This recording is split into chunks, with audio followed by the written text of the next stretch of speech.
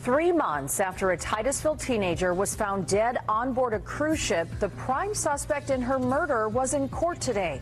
Look, this is a big day for justice. Look at how long it's been since this young girl was found dead, deceased, under a bed, under life jackets, under blankets. And it's been months. I'm John Brown. Anna Kepner's stepbrother was in federal court today in Miami, appearing before a judge there. The teen was greeted by a lot of cameras as he made the long walk from one courthouse to another in downtown Miami alongside his attorney. And take a look at our prime suspect in the murder of 18-year-old Anna Kepner finally arriving in court. These images are courtesy of the Daily Mail.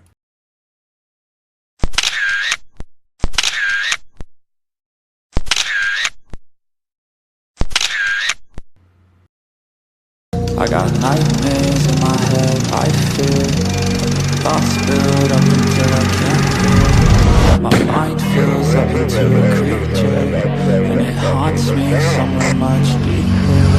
I got nightmares in my head, I fear. According to the Daily Mail, Anna Kepner's 16-year-old stepbrother is seen arriving in federal court today, where he faces multiple charges in a mystery cruise ship death. In the nearly 3 months since 18-year-old Anna was allegedly killed by asphyxiation aboard the Carnival Horizon, the baby-faced teen has been considered the sole suspect. There was no mystery ever about that. Exclusive Daily Mail images show him arriving at Miami's James Lawrence King Federal Justice Center Friday morning, flanked by his dad, Thomas Hudson, 37 years old. Now, isn't it interesting that he's flanked by his biological father, but not his mother? Remember, his mother was on the cruise with him, not his biological father. And so one wonders whether Chantel has turned state's witness. Why did it take so long for charges to be filed in this case? Well, here is the timeline. Back on November 7th, Anna was found dead in her cabin on the Carnival Horizon ship. I have a few ideas what might be going on behind the scenes, but first I want to point out why the charges were brought when they were brought, and this is obviously speculation.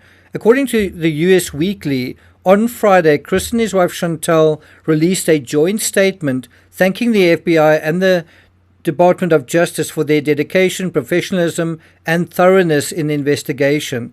Now, would you want to thank the FBI if they've taken 3 months to arrest the murderer of someone close to you? Would you be grateful to them?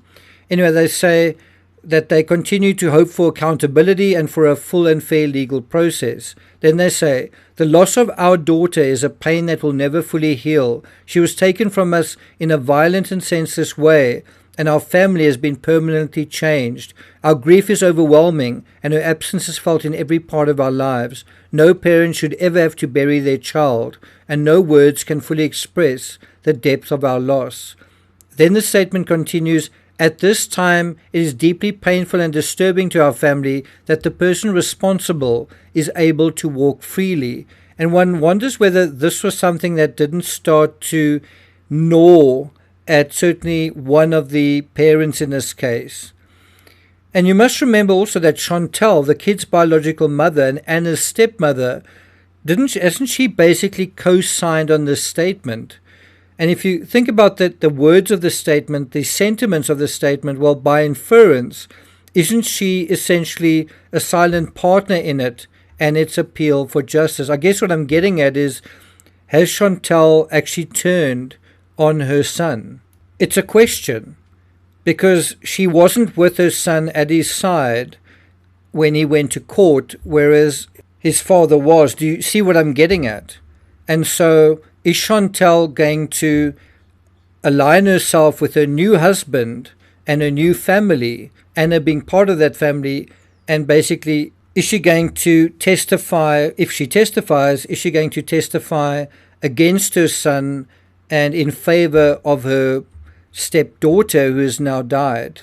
According to US Weekly, the statement goes on to read, this reality adds to our grief and outrage. It is devastating to know that while we live every day with the loss of our child, the individual responsible has not yet been fully held accountable. This only strengthens our resolve to continue seeking justice for our daughter. And this is what I'm getting at, is that Chantal essentially is a co-signatory, isn't she, to that statement? And when they talk about the loss of our child, she's referring, well, she's I guess, indirectly brought into that to say this is the loss of our child. But this is the pertinent part. According to US Weekly, while the couple noted that they'd been advised by the FBI to remain quiet for the last few months of the investigation, that's news. They have been told by the FBI not to say anything. But this is the pertinent part. They no longer had any desire not to speak out to honor Anna's life as they seek justice for her death. Now, how I read that, and I could be wrong, is that the couple are no longer prepared to play ball with the cops. And so if they have communicated that to the FBI, then there's no reason to delay the bringing of charges. You kind of get the feeling that they've delayed this in order to try to gather and gain additional information. But that requires the parents sort of playing ball. And now that this has been communicated, this is how I understand it, well, there's no point in kicking the can down the road anymore. Does that make sense? They want to be allowed to express themselves. This is in stark contrast, by the way, to the family of Gus Lamont, who couldn't be quieter if they tried. Now, it does make me wonder if what the cops wanted to do here is something similar to what we perhaps saw in the Gus Lamont case, which is allow the dust to settle and then observe the family dynamics from a distance. Perhaps go back and ask questions again, but with the pressure of the media having passed, the shitstorm apparently having passed, and the people at the center of this perhaps more relaxed and more forthcoming in terms of explaining the events, right?